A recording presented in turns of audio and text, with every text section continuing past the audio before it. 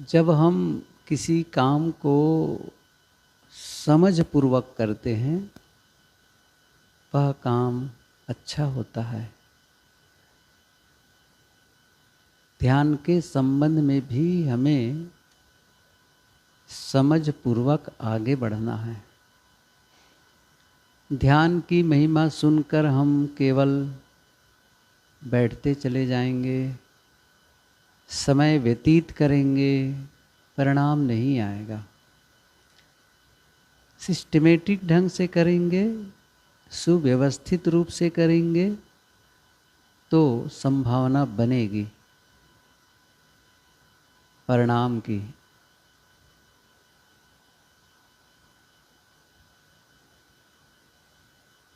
सांख्य दर्शन का यह सूत्र है, ध्यानम निर्विष्यम मनः।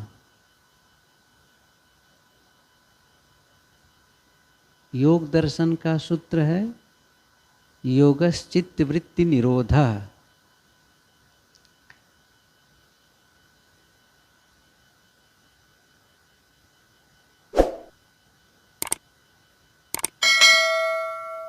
निर्विषय हो जाना, ध्यानम निर्विषयम मनः, मन का निर्विषय होना। इसको थोड़ा समझें। एक है विषय से जुड़ा हुआ होना और दूसरा है निर्विषय होना। विषय का मतलब है पदार्थ, क्योंकि पदार्थों से स्वतंत्र कोई सत्ता नहीं है विषयों की। विषय पंच विषय, शब्द स्पर्श रूप रस गंध, तो ये हम ग्रहण करते हैं। किससे ग्रहण करते हैं? इंद्रियों से ग्रहण करते हैं। जैसे शब्द कान से, स्पर्श त्वचा से, रस जीभ से, रूप आँख से और गंध नाक से। इन पांचों ज्ञानेंद्रियों से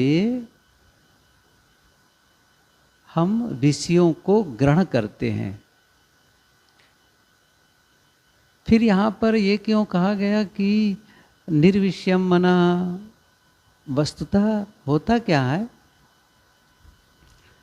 कि इस समय हम आंखें बंद किए हैं, हाथ से कुछ छू नहीं रहे हैं, या त्वचा तो एक सबसे बड़ी इंद्रिय तो त्वचा ही है। एक पवन का स्पर्श आया तो भी स्पर्श ही है। जैसे मैंने अभी कहा कि भोजनालय के तरफ का फाटक बंद करो, वहाँ से भोजनालय से जो कुछ बन रहा है उसकी यहाँ सुगंधी आ रही है। अब नाक खुली है तो सुगंधी आ गई, तो वो ग्रहण हो गया। यहाँ का भाव यह है कि जब हम इन विषयों को ग्रहण नहीं कर रहे हैं स्थूल रूप से, लेकिन वे सारे विषयों का संग्रह वो कहाँ है? हमारे अंतस में है, इकट्ठा है। और वो सब चीज़ें फिर से याद आने लगती हैं, फिर से वो जुड़ाव होता है उसी रूप में जिस रूप में इंद्रियों से हम संपर्क किए थे। वो सब कहाँ है?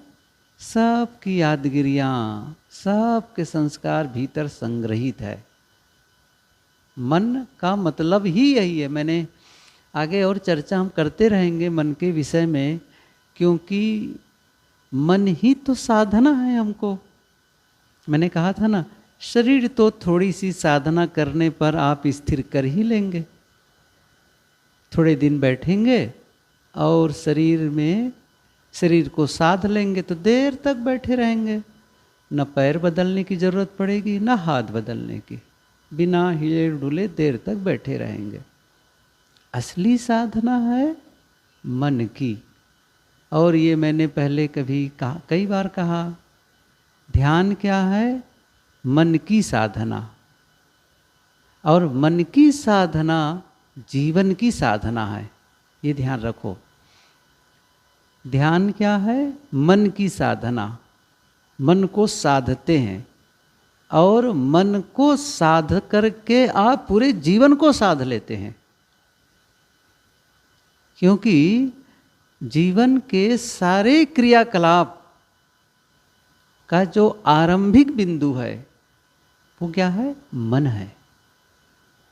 यदि वह गड़बड़ है तो सब गड़बड़ होता चला जाता है, और वह ठीक है तो सब ठीक होता चला जाता है।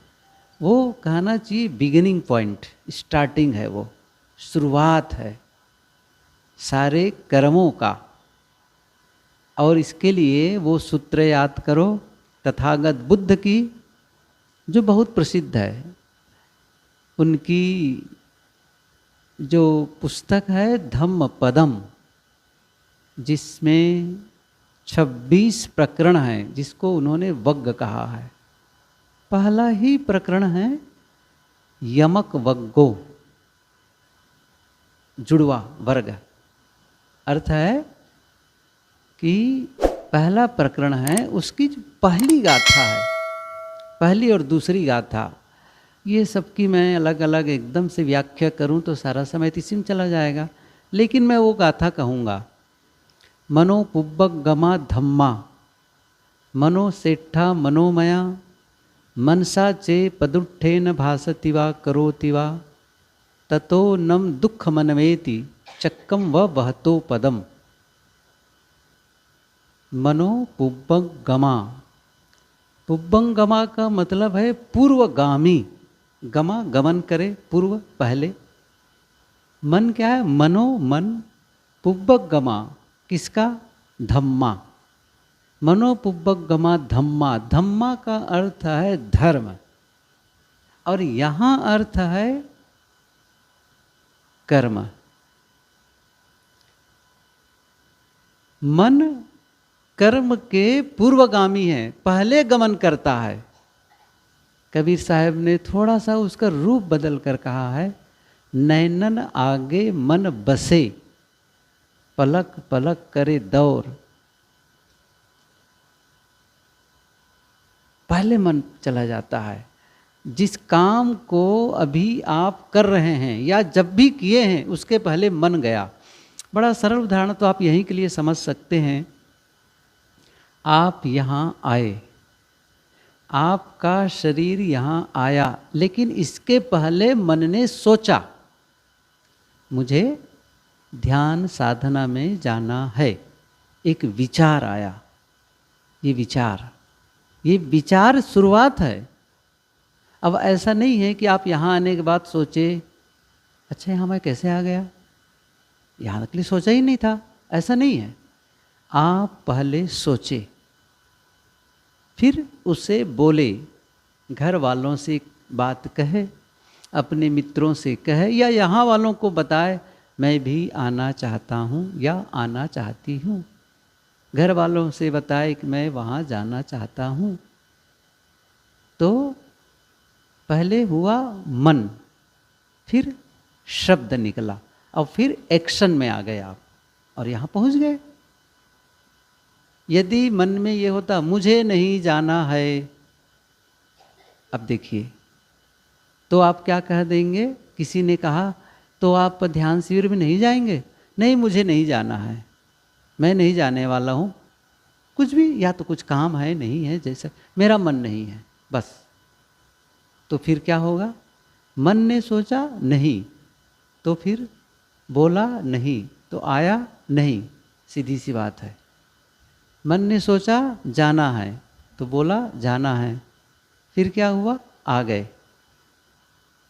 कहाँ से शुरुआत हुई? मन से। बुद्ध क्या कहते हैं? मन पूर्वगामी। और उसके लिए मैं छोटा सा सूत्र बताता हूँ, शायद आपके काम के लायक हो, याद करने लायक है, कि विचार कार्य का पूर्वज होता है। विचार कार्य का पूर्वज है। पूर्वज का मतलब पहले जन्म लिया हुआ। कार्य के पहले आपका विचार आया। अब महत्वपूर्ण पंक्ति आगे कहते हैं वो, यहाँ तक तो बात समझ में आई, लेकिन वह विचार गलत है। मनसा चे पदुट्ठे न, मनसा मन में इच्छाएं जो है प्रदुष्ट है, दुष्ट भाव वाला है, गलत भाव वाला है। मनसा चे पदुट्ठे न भाषति, बोलता है, मन में कुभाव रख करके, गलत भाव रख करके भासति, बोलता है। भासति व करोति वा, और करता है।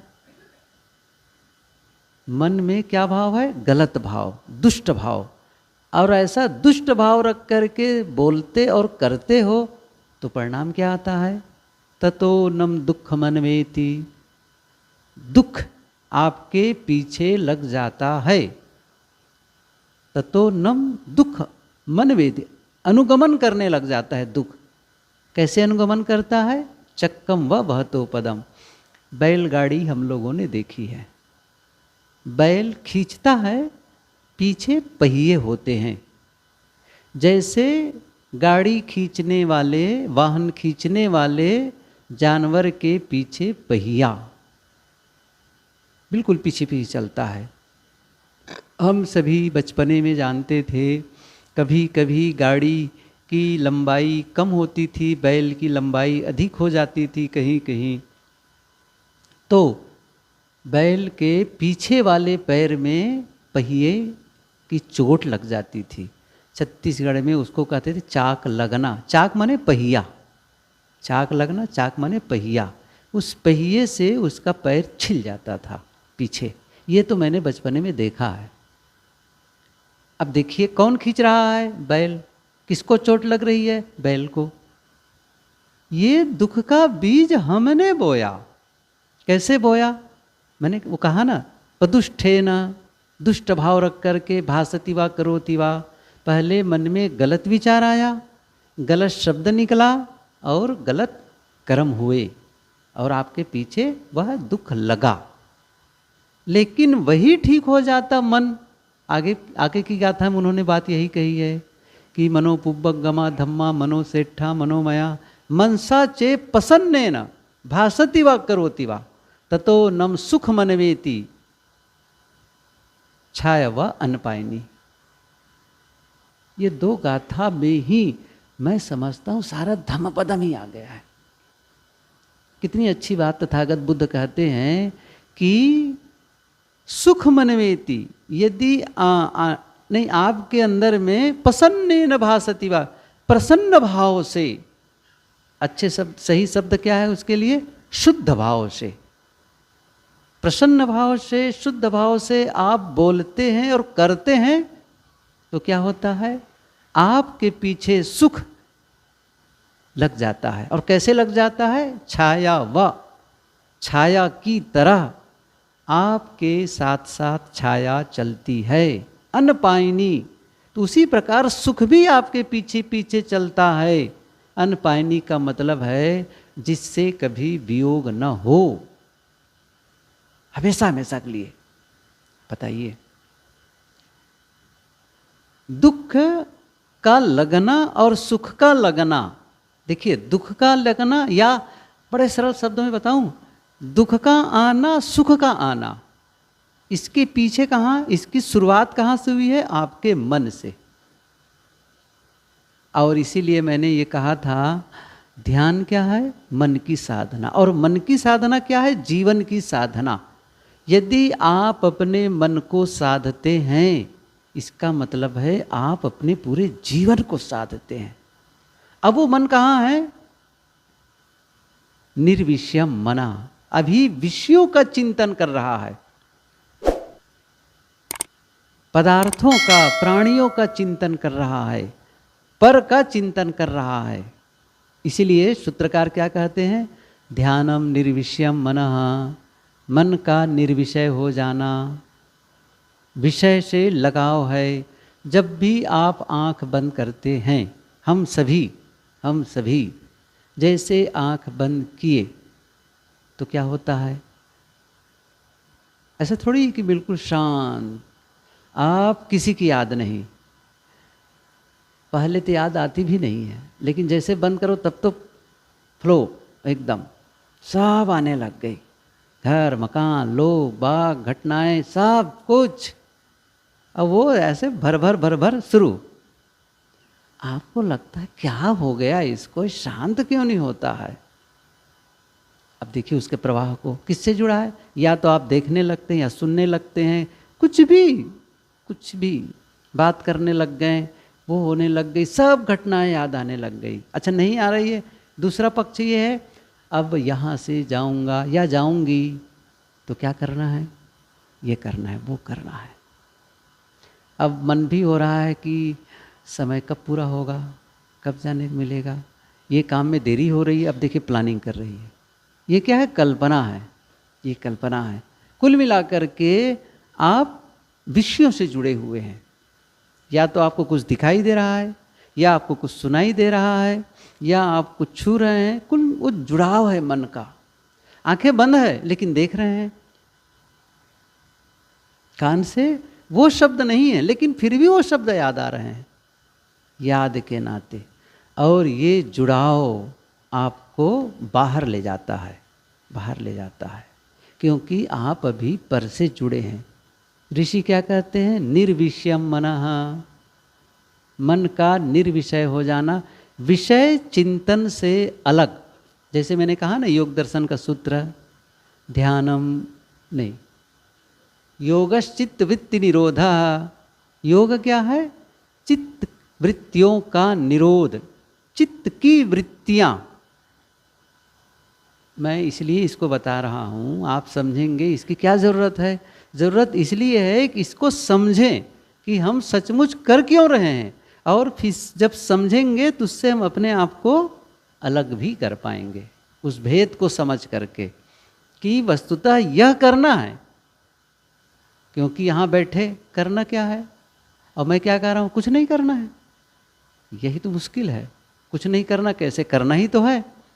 तो अब क्या करना है और क्या नहीं करना है, इसको भेद को समझ लेना है।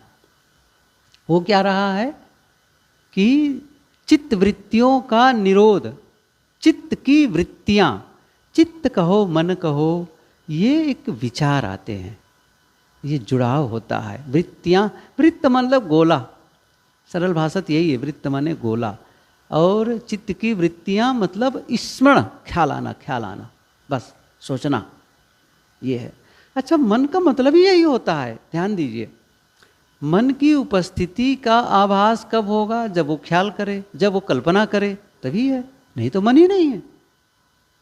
उसका होना ही है यही, क्योंकि वह, जैसे हम लोग कहते हैं ना, मैं ही कहा करता हूँ कई बार, शांत मन, शांत मन जैसा कुछ होता ही नहीं है। आप ध्यान दीजिए, आप कहेंगे मेरा मन शांत हो गया, मन कहाँ से शांत होगा, मन है नहीं है वहाँ पर। फिर ऐसा नहीं कि वहाँ जैसे एक आदमी है उछल कूद मचा रहा है, बड़ा चंचल है, और एक आदमी शांत खड़ा है, ऐसा मन नहीं है कि वो शांत खड़ा है। नहीं, या तो मन है या तो मन नहीं है, सीधी सी बात है। ये मैं थोड़ा सा और बाद में क्लियर कर दूंगा, अभी इतनी ही समझ लें। मन का मतलब ही हो गया कि आप कुछ सोचते हैं, कुछ करते हैं, अब वह मन न रह जाए, वह मन की दशा जो जुड़ा हुआ है संसार में वह न रह जाए। चित्त का जो जुड़ाव है जगत से, वह जुड़ाव न रह जाए। तभी तो गुरुदेव जी ने इसीलिए पंक्ति अपनी पुस्तक में कही है, पूर्णतया कुछ न करने की दशा ध्यान है। ध्यान क्या है, कुछ न करना, न शरीर से कुछ न करना, वाणी से कुछ न बोलना, और मन से कुछ न करना। ये एक सिद्धांत है, कुछ न करना। लेकिन सीधे कुछ न करने की दशा में हम नहीं आ सकते हैं, तो क्या करना पड़ेगा, उस कुछ न करने के लिए करना है, कुछ न करने के लिए करना है अब, ताकि हम न कुछ करने की दशा में आ जाएं। कहना चाहिए रुकने के लिए चलना है, ठहरने के लिए चलना है। ये बात इसी प्रकार से, जैसे आप करीब कबीर आश्रम में आए। अच्छा, क्यों आना चाहते हैं? बैठने के लिए, ठहरने के लिए। घर से मन में क्या हुआ? मैं कबीर आश्रम करही भदर जाऊं। क्यों जाऊं? ध्यान में बैठने के लिए। ऐसे नहीं कि ध्यान में चलने के लिए, ध्यान में बैठने के लिए, ध्यान साधना करने के लिए। लेकिन तब वहां से चले। क्यों चले? अब क्यों चल रहे हैं? न चलने के लिए। क्यों चल रहे हैं? बैठने के लिए। कहाँ बैठने के लिए? ध्यान में बैठने के लिए। फिर चलते ही क्यों है जब नहीं चलना है वहाँ चल के? तो वो नहीं चलेगा। वहाँ से चलना, यहाँ आकर ठहरना। तो वो चलना क्या हुआ? बीच में जो चल रहे थे वो न चलने के लिए। ऐसे ही है ये हमारे जो सारे क्रियाकलाप है, क्यों है? वह निष्क्रिय हो जाने के लिए, अकर्म के लिए, अकर्ता भाव में आने के लिए, कुछ न करने के लिए है। तो फिर वो करना, अब लगता है यही न करने में मेहनत लगने लग गई है। जैसे ये देखिए मेरी मुट्ठी बंधी हुई है, तो बंधी है, अब इसको, अब बंधी है तो फिर इसको अब मुझे क्या करना है? खोल देना है। जबकि खोल देना सहज है, ये खोलने में करना लगा। खोलना भी एक कर्म हो गया, लेकिन वो कर्म है नहीं है, ये मूल अवस्था में लौटना है। सच बात क्या है? ये मूल अवस्था में लौटना है। मुट्ठी का न बंधना, ये मूल अवस्था में आ गए हम। अभी तक के बंधना, और जितना आप उसको कसते चले जाएंगे वो दर्द होता चला जाएगा। छोड़ दिए बस, ऐसे ही है ये। तो मूल अवस्था में जो आपकी जो मूलावस्था है वह मौन है, शांत है। जिसका आपका भीतर अस्तित्व है वो शांत और मौन। इसको इस ढंग से भी समझें। जब हम जुड़ते हैं, जब हमारा चित्त जुड़ता है, हमारा मन जुड़ता है जगत से, घटनाओं से, लोगों से, तो क्या होता है? उस समय जो भी घटना घटी है वो घटना हम फिर से याद करके हमारा भाव जगत भी उसी रूप में बदल जाता है। हमारा केवल भाव नहीं बल्कि फिजिकली भी, केवल मेंटली नहीं, फिजिकली भी ऐसे ही इमोशंस क्रिएट होने लग जाते हैं। ऐसे ही हमारे भीतर से रसायन रिलीज होने लग जाते हैं। जैसे आज से 2 साल पहले किसी ने आपका अपमान किया, किसी ने आपका नुकसान किया, किसी ने आपको कटु कहा। अब वो बात याद आ गई। 2 साल पहले, 2 महीना पहले, 1 महीना पहले, 2 दिन पहले, कोई इसका नाप की बात नहीं है, एक उदाहरण है। तो वो कुछ भी घटना घटी तो फिर अब अभी याद कर रहे हैं।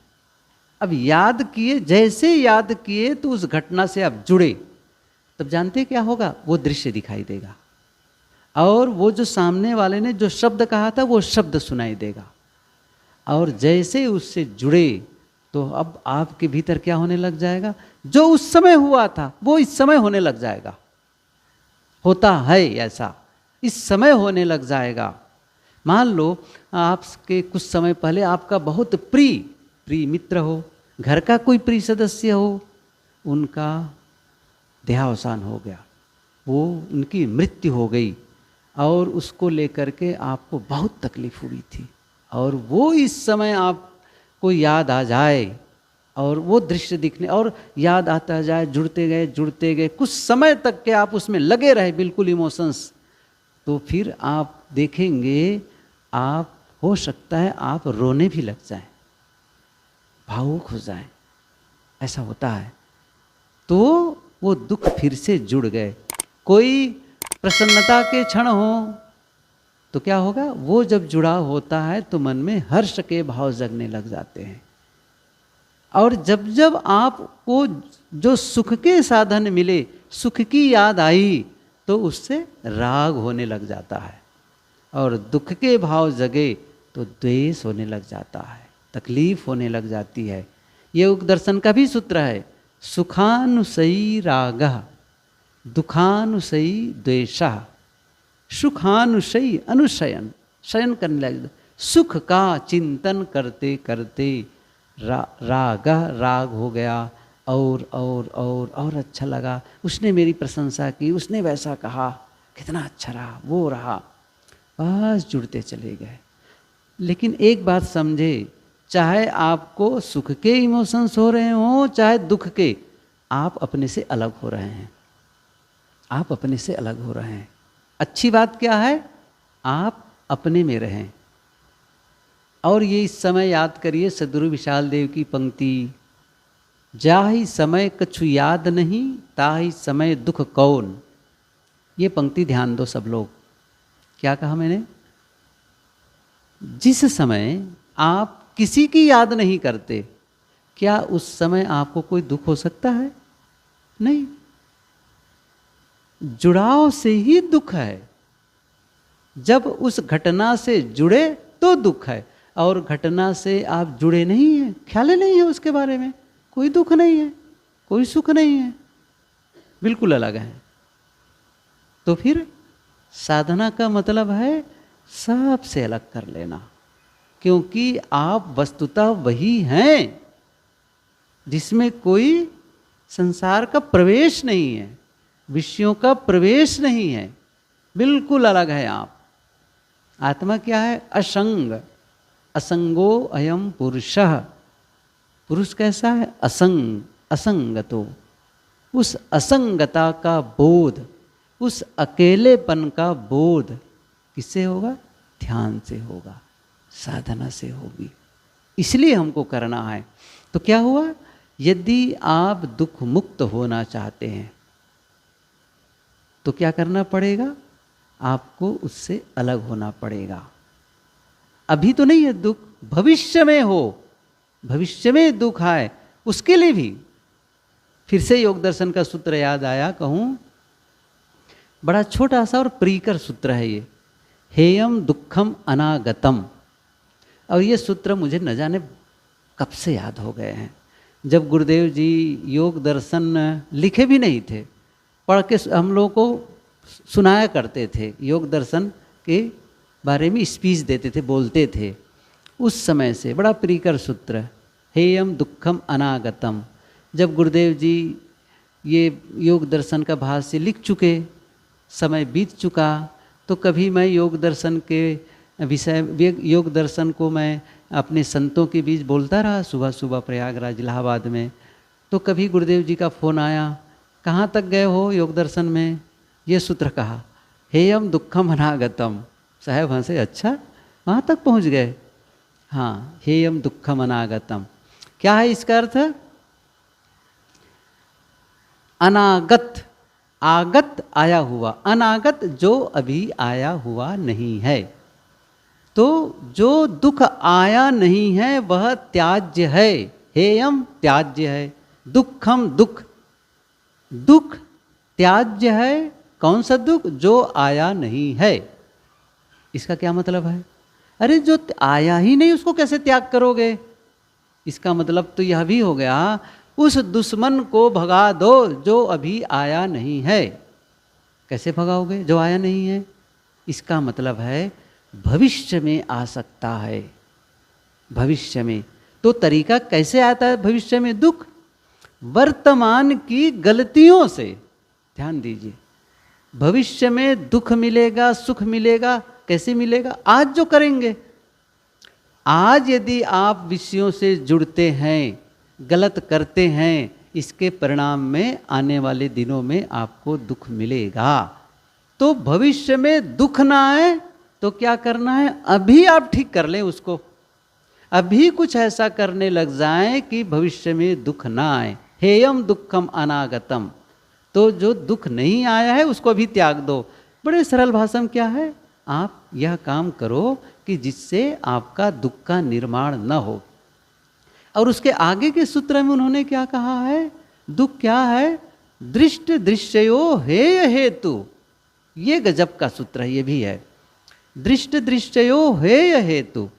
जो दृष्ट का, दृष्टा का दृश्य से जुड़ाओ, वही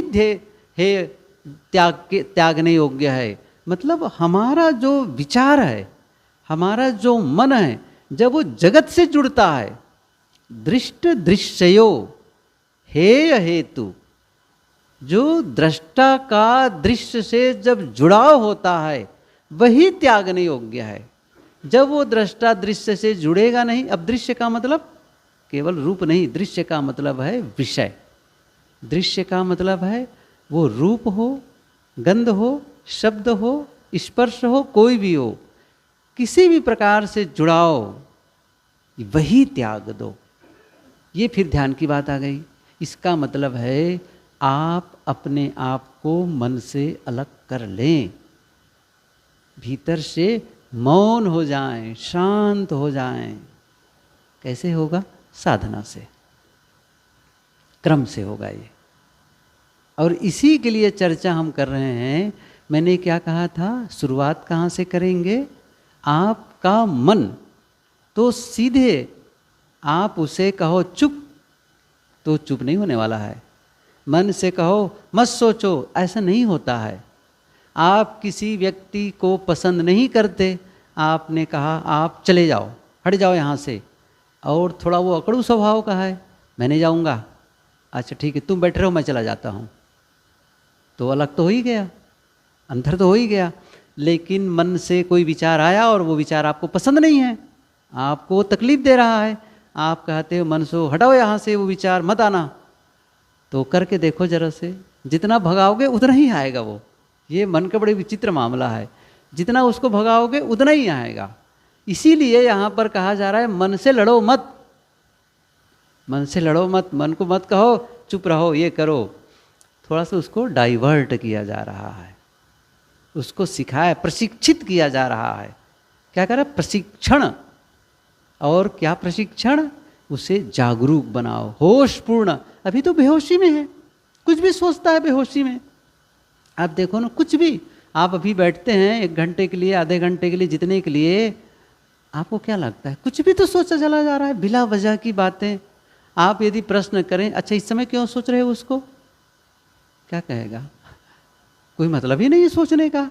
मान लो यहाँ बैठे हैं, अब घर के बारे में याद कर रहे हैं, चौका बर्तन की याद आ रही है, गाय बैल की याद आ रही है, लोगों की दुकानदारी की याद आ रही है, रिश्तेदारी की, अभी तीजा में क्या क्या हुआ, किन किन से मिले थे, क्या क्या पकवान के, सब याद आ रही है। अब तो बीत गया ना, गड़े मुर्दे क्यों खोद रहे हैं, लेकिन मन खोद रहा है। उसे कहते हो भाग जाओ, नहीं भागता है। अब इसीलिए उसको डाइवर्ट करना है, इसीलिए उसको प्रशिक्षित करना है। क्यों कर रहा है? बेहोशी में कर रहा है, सब होश में नहीं है। जैसे होश में आए, क्या कर रहे हो? वो चुप हो जाएगा, शांत। ये हम आगे करेंगे। अभी क्या कर रहे हैं? विचारों, मन से कहा गया श्वास को देखो, मन से कहा गया श्वास को देखो। अभी क्या देख रहा है? दुनिया देख रहा है। दुनिया मत देखो, श्वास को देखो, सीधी सी बात है। श्वास को देखो, यहाँ आ जाओ। अभी बाहर है, अभी कहाँ चला गया है? गांव में चला गया, घर में चला गया, दुनिया में, वो पता नहीं कहाँ कहाँ चला गया है। कहाँ करें? अरे वहाँ जाओ, इधर उधर, यहाँ आ जाओ। कहाँ आ जाओ? जहाँ हो वहाँ आ जाओ। कहाँ हो? यहाँ बैठे हो। तो कौन है माध्यम आने का? सांस। क्योंकि सांस आप कहाँ ले रहे हैं? ऐसा थोड़ी कि सांस आप यहाँ बैठे और घर में सांस ले रहे हैं, ऐसा नहीं होगा। ऐसा नहीं कह सकते कल तक मैं सांस लेता रहा, ऐसा भी नहीं है। सांस कब ले रहे हैं? अभी ले रहे हैं, सीधी सी बात है। सांस अभी प्रेजेंट मोमेंट में वो है, सांस का आना जाना, लेकिन हमें पता ही नहीं चलता है सांस कब आ रही जा रही है। वो निरंतर की घटना है, हर समय घट रही है, लगातार सांस आना जाना, आ रही है जा रही है, आ रही है जा रही है। अब इस घटना को हम ख्याल नहीं किए हैं। अब उसी को जानना, ये क्या हुआ? होश को जगाना, अवेयरनेस, जागरूकता का विकास। मैं थोड़े में कहूँ तो क्या हो जाएगा? जागरूकता का विकास।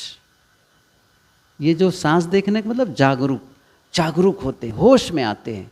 और ये होश में आने लगेंगे तो विचारों को भी आप देख पाएंगे। तो प्रारंभ तो यहीं से करना होगा, प्रारंभ यहाँ से करना होगा। किससे? श्वास को देखेंगे। श्वास की साधना इसलिए जिसको कहा गया क्रिया योग, ये चीज़ सारे सूत्र बहुत ही प्रियकर होते हैं योग दर्शन के। कभी आपको अवसर मिले तो पढ़ें आप। ये तो क्रिया योग बात आई है वहाँ पर कि कैसे वह क्रिया जो योग में सहायक हो तो वो करना है। तो ये क्या है? स्वर योग। क्रिया योग के कई अलग अलग आधार दिए हैं। स्वर योग, दृष्टि योग, बिंदु योग, नाद योग, साकार योग। सब कुछ झंझट छोड़ो, कितने मुलझे रहेंगे। सीधी सादी बात है, स्वर, श्वास, बस। जैसे मैं कहूँ कि साकार योग, साकार योग मतलब ये होता है कोई चित्र, किसी महापुरुष, जैसे कोई कबीर के उपासक हों तो क्या करेगा? कबीर साहब के चित्र की याद करेगा, या फिर अपने गुरु की याद करेगा। बुद्ध वाला बुद्ध की याद करेगा। राम और कृष्ण के लोग मानने वाले राम कृष्ण की याद करेंगे। शिव उपासक शिव की याद करेगा। कल्पना है, वो कल्पना है। किसी की याद करते हैं, मन में एक इमेज खड़ा करते हैं। लेकिन श्वास कल्पना नहीं है, श्वास तथ्य है, सत्य है, घटना है। उस सत्य से जुड़ाओ। सत्य को पाना है तो सत्य का आधार चाहिए। सत्य को पाना है तो सत्य का आधार चाहिए। वो आधार किसका ले? श्वास का। और श्वास की बड़ी बात क्या है? वो बाहर भी आती, अंदर भी जाती। कौन है वो? उस पर आप सवारी करो, उस पर आप सवारी करो। जैसे घोड़े पर सवारी, तो बैठे, हाथी पर सवारी, गाड़ी पर सवारी। अब क्या सवारी करनी? सांस पर। इसका मतलब सांस जब अंदर जाए अंदर, सांस बाहर आए बाहर। ये जुड़ाव श्वास से। क्यों जुड़ाव श्वास से? श्वास से क्यों जुड़ाव? फिर से याद करें, मैं फिर से कह रहा हूँ, आगे जो महत्वपूर्ण बात बताने जा रहा हूँ। श्वास से क्यों जुड़ाव? क्योंकि श्वास आप वर्तमान में ले रहे हैं। और मन की क्या स्थिति है? मन की स्थिति है स्मृति और कल्पना। या तो वो पुरानी बातों को अतीत में चला जाता है, भूत में चला जाता है, या फिर वो भविष्य में चला जाता है। वह वर्तमान में नहीं रहता है। ये ध्यान दो, वर्तमान में नहीं रहता है। और साधना क्या है? वर्तमान में रहना। सदगुरु श्री पूरण साहेब जी की ये पंक्ति है, भूत भविष्य सब देहु बहाई, वर्तमान में बरतो भाई। भूत भविष्य देहु बहाई, बहा दो, छोड़ दो। कहाँ रहो? वर्तमान में बरतो। वर्तमान एकदम क्षण पल। बस आपको मैं कैसे बताऊं इसके बारे में, फिर भी बताता हूं। जैसे मैं एक शब्द कह रहा हूं राम, ध्यान देना, रा, फिर उसके बाद ठहरूंगा, तभी मैं कह पाऊंगा, नहीं तो क्या होगा? रा आ हो नहीं कर, रा फिर विश्राम, फिर माँ। ये बात समझ में आ रही है? आप भी लिखेंगे तो क्या करेंगे? रा अलग, माँ अलग। अब वो बीच में लाइन जुड़ी है, बात सही है, लेकिन रा लिखे फिर क्या करें? माँ। तो बीच की जगह क्या है? जैसे आपने रा कहा और रुके, वो अतीत हो गया। और जब तक नहीं कहे माँ तब तक वो भविष्य है, और जैसे माँ कहे वैसे वो अतीत हो गया। तो रा कहे और माँ कहने के पहले ये क्या हो गया? ये बीच की जगह है। कहने का मतलब है कि आपका मन क्या कर रहा है? या तो अतीत में जाता है या फिर भविष्य में जाता है। वर्तमान में कोई विचार नहीं है। वर्तमान निर्वात, निर्विचार, वो निर्विचार की दशा है। शांत, पूर्ण पूर्ण मौन की दशा है फिर वह। तो बात कहाँ है? यही कि जब आप श्वास ले रहे हैं, कब ले रहे हैं? वर्तमान में। कहाँ ले रहे हैं? अभी ले रहे हैं। श्वास शरीर पे ले रहे हैं। तो फिर क्या हुआ? यदि आप अपने मन को, जो अतीत और भविष्य में भटक रहा है, पेंडुलम की तरह डोल रहा है, यदि आप श्वास से जोड़ देते हैं, इसका मतलब वर्तमान से जुड़ जाते हैं।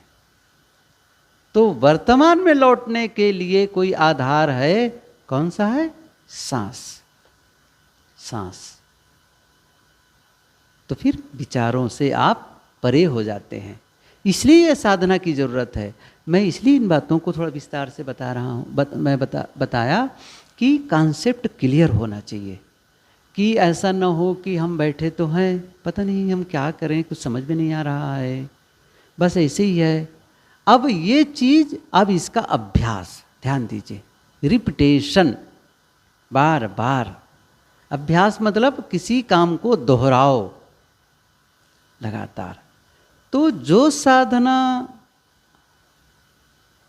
करके जो सरलता अनुभव करते हैं, कोई भी काम प्रारंभ में कठिन होता है, या मैं इसको इस ढंग से कहूँ, जिस काम को करना अभी आपको सरल लग रहा है, चाहे वो गाड़ी का ड्राइव करना हो, चाहे आपको रोटी बेलना हो, चाहे आपको कोई सिलाई मशीन चलाना हो, या आपको कोई पढ़ना हो, इंग्लिश पढ़ना हो, अंग्रेजी पढ़, कोई हिंदी, कुछ भी भाषा पढ़ना हो, लिखना हो, शुरू का ध्यान रखिए। शुरू में कितना कठिन रहा?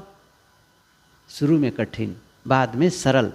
तो इसका मतलब नहीं कि वो सरल हो गया, नहीं, आपका अभ्यास बढ़ गया उस काम को करने में और वो सरल लगने लग गया। तो शुरू में शक्ति लगेगी ज़्यादा, लेकिन एक बार आपने वो काम जारी कर दिया तो शुरुआत में बहुत शक्ति की ज़रूरत होती है और बाद में फिर शक्ति कम लगती है। कैसे? उसको एक शब्द आता है स्टैटिक इनर्शिया, शायद पहली बार सुने होंगे। स्टैटिक इनर्शिया, स्थैतिक जड़ता, हिंदी में कह रहा हूँ। स्थैतिक मतलब, इसको मैं थोड़ा सुधारण से समझाऊँ। जैसे आपकी गाड़ी 4 व्हीलर मान के चलो, कभी कभी गाड़ी रुक गई, अब आपने बहुत सारे उपाय किए, वो चालू नहीं, तब जो पीछे बैठे लोग जरा उतरो तो सही, गाड़ी धक्का लगाओ, होता है ना, धक्का लगाओ। कभी कभी कहते नहीं ये धक्का प्लेट गाड़ी है, धक्का लगाओ तभी चालू होती है, तो धक्का लगाए। तो धक्का लगाने की शुरुआत में जो शक्ति लगी और एक बार जब वो ढकेल दिए तो फिर वो शक्ति पहले वाली नहीं लगेगी। वही है स्टैटिक इनर्शिया। स्टैटिक स्थिति में ये कभी अब जमी हुई है, वो जड़ता है स्थिति में। ऐसे ही हम लोगों की भी बात है, एक स्थिति में हम लोग हैं, ऐसे ही है। तो अब उससे थोड़ा सा उसको हिलाना है, क्योंकि अभी तक तो हमने कभी साधना की ही नहीं है। अच्छा की है तो कब की है? साल भर पहले जब यही ध्यान सिर में आए थे तब किए थे। साल भर करना चाहिए, 2 साल हो गए अब तो। अच्छा इस बीच में कहाँ समय है साहब? सुबह से उठो तब तो बच्चों का टिफिन बनाना, ये करना वो करना, बहुत उधम बान, ख्याल ही नहीं रहता। अच्छा ये भी ख्याल नहीं रहता कि ध्यान भी करना चाहिए। क्या करें, ध्यान का ध्यान नहीं रहता है ध्यान करने का भी ध्यान नहीं रहता है, क्योंकि जीवन का ही इतना ध्यान रखना पड़ता है, काम का ही इतना ध्यान है कि ध्यान का ध्यान नहीं है।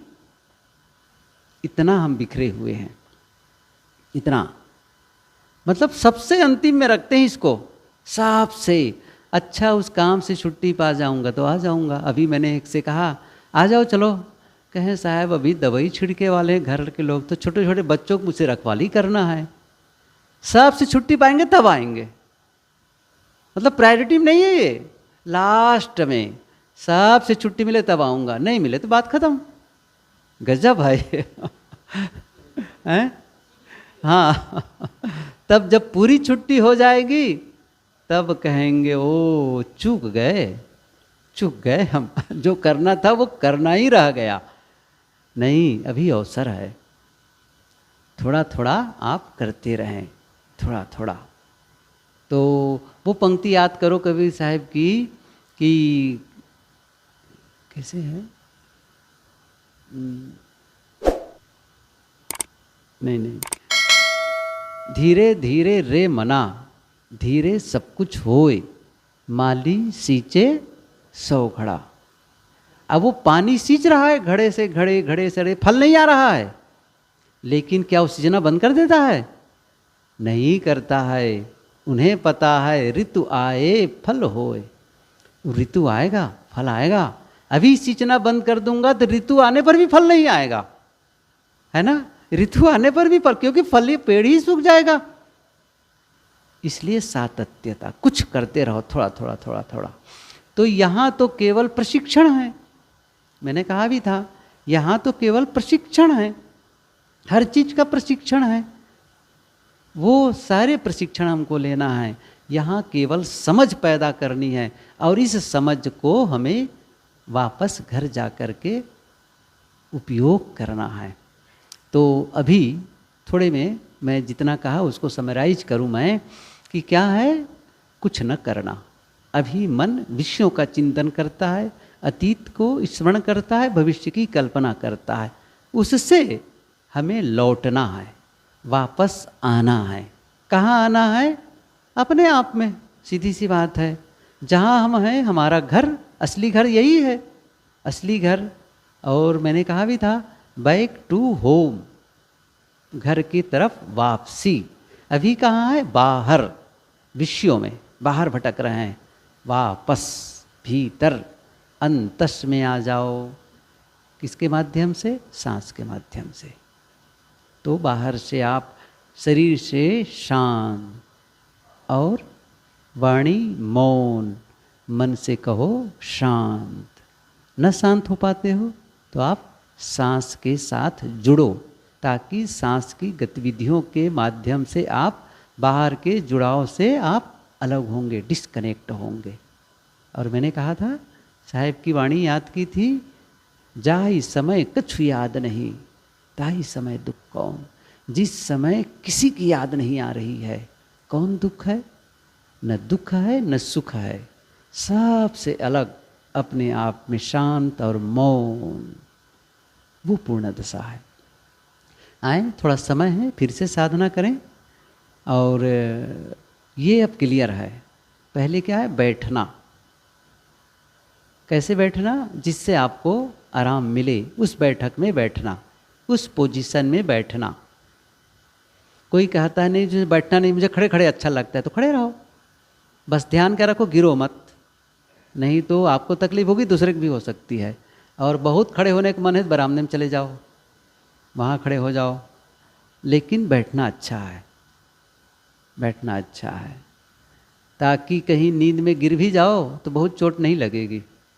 तो बैठना अच्छा है। लेकिन कैसे बैठना है वो बताया, मैं बताया, सीधे, है ना, सीधा।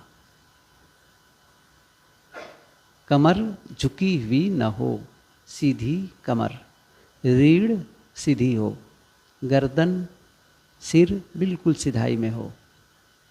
साथ साथ यह भी ख्याल करना है, तनाव रहित, पूरा रिलैक्स, आंखें बंद, आंखें बंद। बाहर के पट बंद कर अंदर के पट खोल। ये इंद्रियों का जो फाटक है बंद कर दो। तो स्थूल फाटक तो आंख वाली पलक है, उसको बंद करो। कान से कुछ सुनने की चेष्टा न करो, जो आवाज आ जाए उसको स्वीकार करो, एक्सेप्ट। उसका विरोध न करो, एक्सेप्ट करो, स्वीकार भाव। सांस आती है जाती है, बस शांत। इस भाव के साथ मैं ध्यान में प्रवेश करके रहूँगा, मैं कर सकता हूँ। और कुछ नहीं चाहिए कि भाव दशा, मुझे कुछ नहीं चाहिए, पूर्ण निष्काम शांत। आंखें बंद रखो।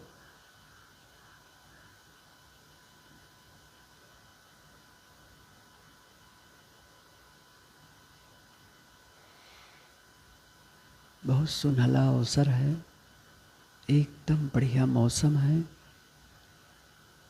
प्रकृति की पूरी अनुकूलता है, शांत वातावरण और भीतर मौन शांत, कुछ नहीं चाहिए, शांत। पूर्ण मौन, शांत, एकदम सन्नाटा हो, शांत। मैं अकेला हूँ, महसूस करें सभी, मैं अकेला हूँ, शांत हूँ, पूर्ण निष्काम अवस्था, कुछ नहीं चाहिए, सबसे अलग, अपने आप में शांत,